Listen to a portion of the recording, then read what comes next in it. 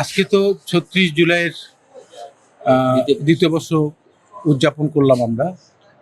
আমরা জুলাইয়ের ১ তারিখ থেকেই এই প্রোগ্রামটা আমরা হাতে নিয়েছি এবং ধারাবাহিকভাবে অনেকগুলো প্রোগ্রাম ইতিমধ্যে আমরা সম্পন্ন করেছি। আজকে যেহেতু ৩৬ জুলাই, সেই লক্ষ্যে আমরা র্যালি করেছি, শহীদদের প্রতি শ্রদ্ধা নিবেদন করেছি এবং আলোচনা সভা অনুষ্ঠিত হয়েছে। এখন এই উপলক্ষে একটা প্রীতি ভলিবলের অনুষ্ঠিত হবে কিছুক্ষণের মধ্যেই, এবং সেই সাথে এই দিনটাকে বসুন্ধরা টিস্যু অশুদ্ধতার বিরুদ্ধে এক বিন্দুও ছাড় নয়। শিক্ষার্থী যারা, তারা যেহেতু এই আন্দোলনের সাথে সরাসরি সম্পৃক্ত ছিল, সেই সূত্র ধরে আমরা প্রত্যেকটি হলে উন্নত মানের খাবার আজকে পরিবেশন করার উদ্যোগ গ্রহণ করা হয়েছে।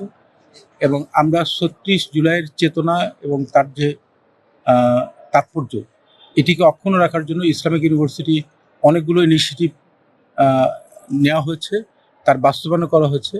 এবং আমরা মনে করি যে এই যে স্পিরিটটা ছিল ৩৬ জুলাই, বৈষম্যহীন একটি সমাজ এবং রাষ্ট্র বিনির্মাণের ক্ষেত্রে, আমরা সেই কাজটাকে, সেই অনুভূতিটাকে ধারণ করে আমাদের বিশ্ববিদ্যালয়, বিশেষ করে ইসলামী বিশ্ববিদ্যালয়, সেটিকে আমরা অব্যাহত রাখবো ইনশাল্লাহ, এবং ভবিষ্যতে আমাদের কাজের মধ্য দিয়ে সেটি প্রমাণ করার চেষ্টা করব।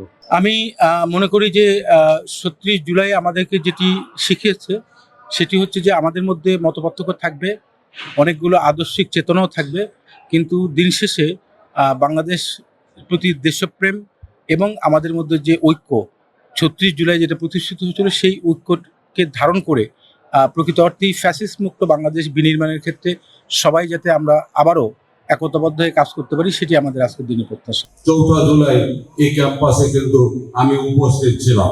আমি দেখেছি জীবনের রিস্ক নিয়ে ওয়ালের সঙ্গে নিজেকে অনেকটা জড়িয়ে আমি সেদিন আশরাফের ডিন অফিসে নিজেকে রক্ষা করার জন্য আশ্রয় গ্রহণ করেছিলাম।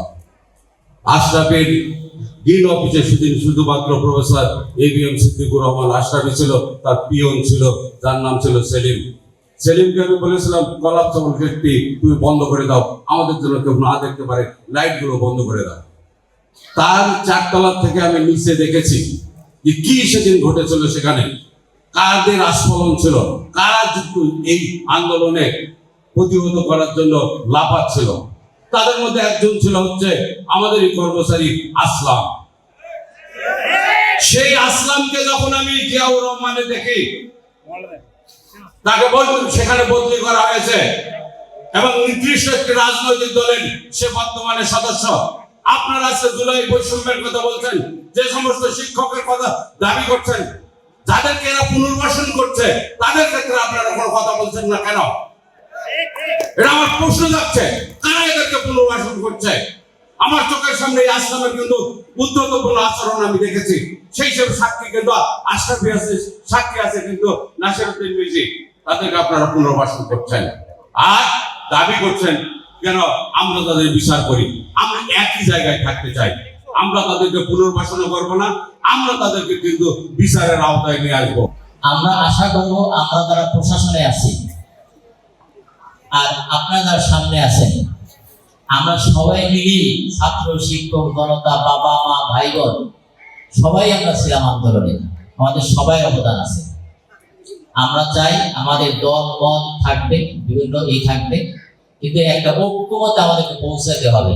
যদি আমরা ঐক্যমতে পৌঁছতে না পারি, আমরা রাষ্ট্রকেও এগিয়ে নিতে পারবো না, এবং আমরা যেই জায়গায় অবস্থান করছি বিশ্ববিদ্যালয়, এই পরিবারকেও আমরা এগিয়ে নিতে পারবো না। এই জন্য আমাদের মধ্যে অনেক মত, অনেক পদ সবকিছু থাকবে, তারপরেও যেন আমরা কি ঐক্যমত নিয়ে বিশ্ববিদ্যালয়কে এগিয়ে নিতে পারি। এই জন্য আপনাদের সবাই সহযোগিতা চাই। জুলাই আন্দোলন শুরু হয় বৈষম্য বিরোধী ছাত্র আন্দোলনের ব্যানারে, একটি কোটা সংস্কার আন্দোলনের মাধ্যমে, কিন্তু পরবর্তীতে এটি বাংলাদেশের বৈষম্য, দুর্নীতি, গণতন্ত্রহীনতা, এই জুলাই গণ আন্দোলনের যে মূল চেতনা বা আকাঙ্ক্ষা, সেটি আমরা সবাই জানি, একটি বৈষম্যহীন, গণতান্ত্রিক এবং অর্থনৈতিকভাবে সমৃদ্ধশালী একটি রাষ্ট্র ব্যবস্থা। এবং এই রাষ্ট্র ব্যবস্থা কায়েম করতে হলে অবশ্যই আমাদের সর্বস্তরের মানুষকে ঐক্যবদ্ধ থাকতে হবে। আমরা যদি হানাহানি মারামারিতে লিপ্ত হই, নিঃসন্দেহে আমাদের এই গণ আকাঙ্ক্ষা পূরণ হবে না এবং ফ্যাসিস্ট সরকারের ফিরে আসার একটা পথ তৈরি হবে। এই জন্য আমি আজকের এই অনুষ্ঠানের মাধ্যমে সবার প্রতি আমার আহ্বান, আমরা আমাদের রাজনৈতিক মত পার্থক্য থাকতে পারে, কিন্তু একটি বৈষম্যহীন রাষ্ট্র ব্যবস্থা কায়েমের জন্য আমরা ঐক্যবদ্ধ থাকবো।